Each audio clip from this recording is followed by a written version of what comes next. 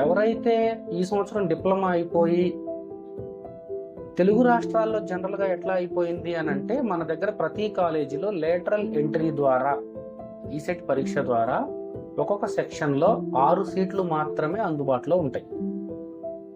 ఇప్పుడు మీకు అర్థమయ్యేలాగా చెప్పాలి అంటే, ఎంసెట్ రాస్తారా? ఇంటర్మీడియట్ అయిపోయిన పిల్లలు ఎంసెట్ పరీక్ష రాస్తారా? ఎంసెట్ పరీక్ష రాసిన పిల్లలు ఎంసెట్ ద్వారా ఫస్ట్ ఇయర్లో 60 మంది జాయిన్ అవుతారు.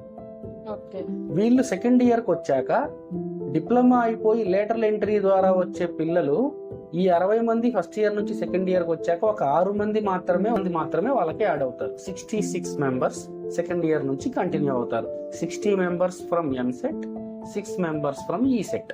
అంటే ఈ ఎగ్జాంపుల్ నేను ఎందుకు చెప్పాను అంటే, ఈసెట్ పరీక్ష ద్వారా అడ్మిషన్ ఎవరైతే ఎక్స్పెక్ట్ చేస్తున్నారో వాళ్ళకి ఉండే పర్సంటేజ్, సీట్ వచ్చే ఛాన్స్ చాలా తక్కువ.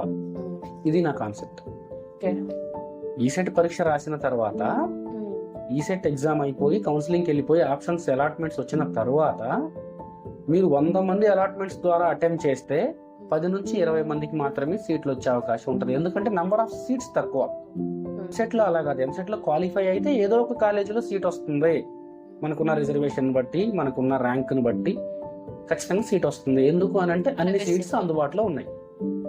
ఈసెట్కి వచ్చేసరికి ఉండేదే 6 సీట్లు కాబట్టి ఏ 6 మందికి వస్తుందో తెలియదు. డిఫరెంట్ పారామీటర్స్ క్యాలిక్యులేట్ అవుతాయి. వాళ్ళ ర్యాంక్ కావచ్చు, వాళ్ళ క్యాస్ట్ రిజర్వేషన్ కావచ్చు, వాళ్ళ రీజియన్ కావచ్చు, నాన్ లోకల్, ఇట్లా డిఫరెంట్ పారామీటర్స్ ని బట్టి ఎవరికి వస్తుంది ఎవరికి రాదు అని మనం చెప్పలేం. మార్వాడిలో డైరెక్ట్ మేనేజ్మెంట్ కోటా కింద కాబట్టి, ఇట్ ఈస్ ఏ యూనివర్సిటీ కాబట్టి there is no intake limitation. కాబట్టి ఎంతమందినైనా వాళ్ళు జాయిన్ చేసుకుంటారు యాజ్ పర్ గవర్నమెంట్ రూల్స్. ఇది